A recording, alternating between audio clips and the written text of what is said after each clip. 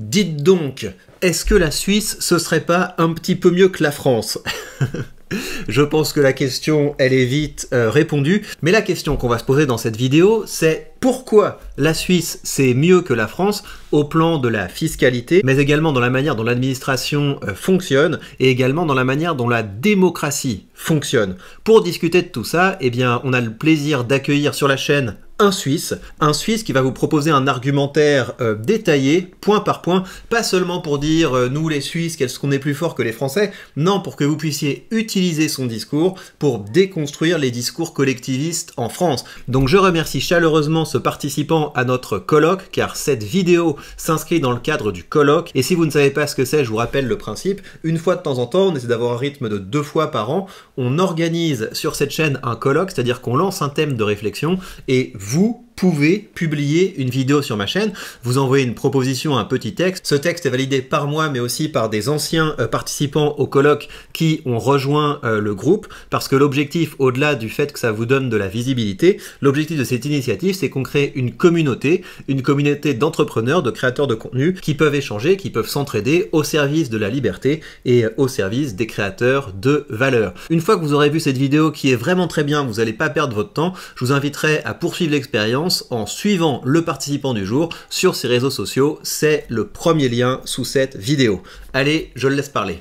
À l'heure où la France semble dans le collectivisme et prive toujours plus de liberté les créateurs de valeur, notamment en les agressant avec de perpétuelles augmentations d'impôts et de taxes visant à entretenir le train de vie de l'État, de ses fonctionnaires et des parasites, il est temps de se former à contrecarrer l'argumentaire dominant pour regagner en liberté.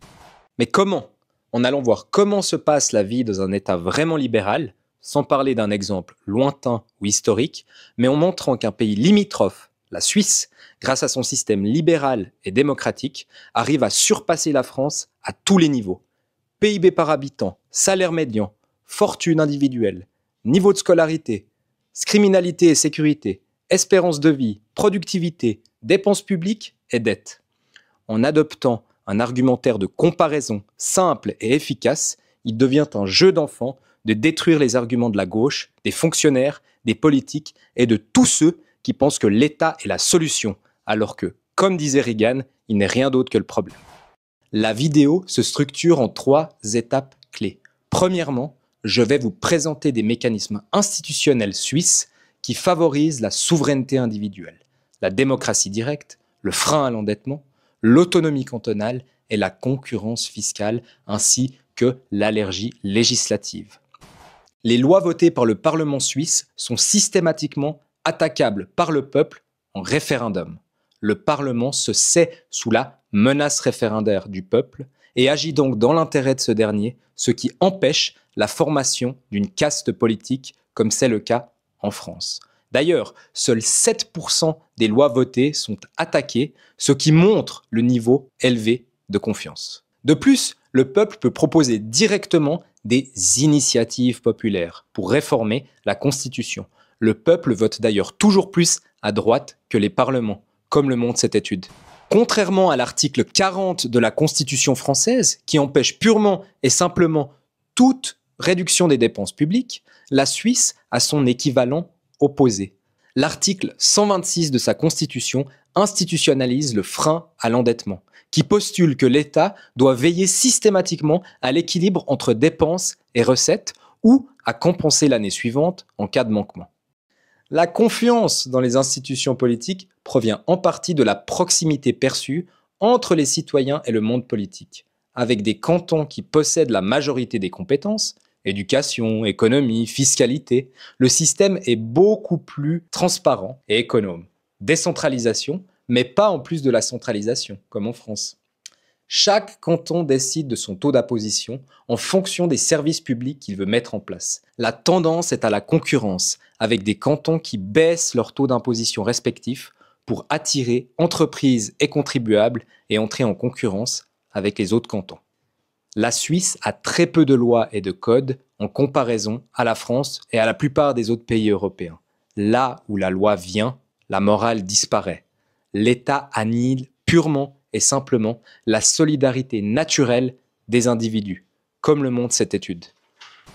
Le point 2, la comparaison directe des systèmes de santé, d'éducation et bien évidemment de prévoyance sociale, surtout la retraite et le RSA, mais aussi de travail et de budget, pour montrer là où la France fait fausse route. Premièrement, l'assurance maladie. Certes, en Suisse comme en France, elle est obligatoire, mais en Suisse, elle est privée. Ce qui fait que les assurances se font concurrence. Les citoyens payent une prime mensuelle et ont une franchise en cas d'utilisation des soins, ce qui maintient l'aléa moral et évite les mauvais incitatifs et les dépenses inutiles. Chaque canton gère ensuite son système éducatif. L'enseignement est un métier valorisé, ce qui élimine le risque de grève ou d'absentéisme, comme vous en avez l'habitude en France. La laïcité est bannie. La Suisse est un État à valeur chrétienne et il n'y a pas de question de laïcité dans ce pays. Les écoles privées, ensuite, sont encouragées, mais elles sont contrôlées, pas comme Betaram. La retraite est gérée sous la forme des 3 piliers. 1/3 de répartition, 1/3 de capitalisation obligatoire et 1/3 de capitalisation facultative, mais encouragée par la défiscalisation. Les Suisses capitalisent aujourd'hui plus de 1000 milliards de francs, alors que la répartition ne coûte que 50 milliards par année. Le RSA, enfin, il est possible, mais doit souvent être remboursé.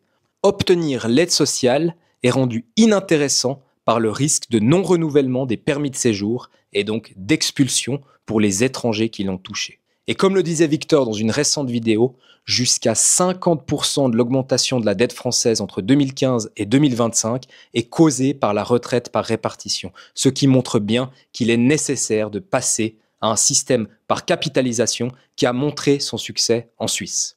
Ensuite, l'État est absent des rapports de travail. Vous avez souvent cet exemple de différence de taille entre le code du travail français et suisse. Mais c'est réel. Tout est négocié directement par les partenaires sociaux, syndicats et patronats, qui signent des accords pour les conditions de travail et l'indexation notamment des salaires, ainsi que bien évidemment l'interdiction de la grève.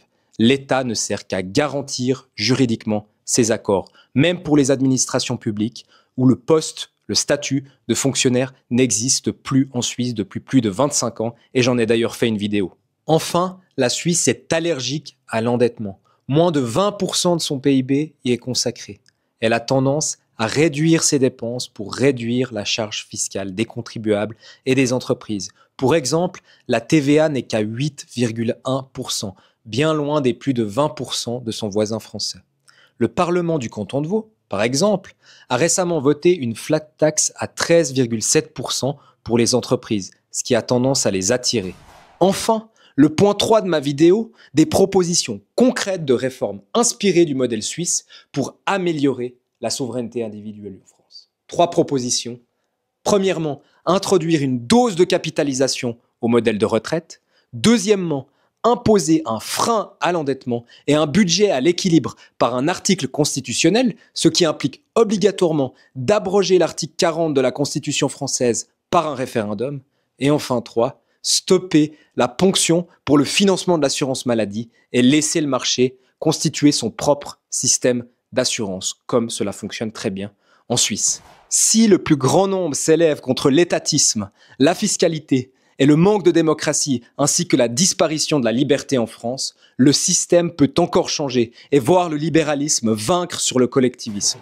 L'arme que je vous offre, un argumentaire de comparaison simple et efficace entre la France et un système libéral fonctionnel, éprouvé et culturellement proche pour détruire facilement et rapidement le blabla collectiviste habituel. Chers amis, si cette vidéo vous a plu, je vous invite à me retrouver sur ma chaîne YouTube pour continuer le combat en faveur des idées libérales, mais aussi en faveur de votre liberté personnelle. Je vous dis à très vite pour une nouvelle vidéo et ciao.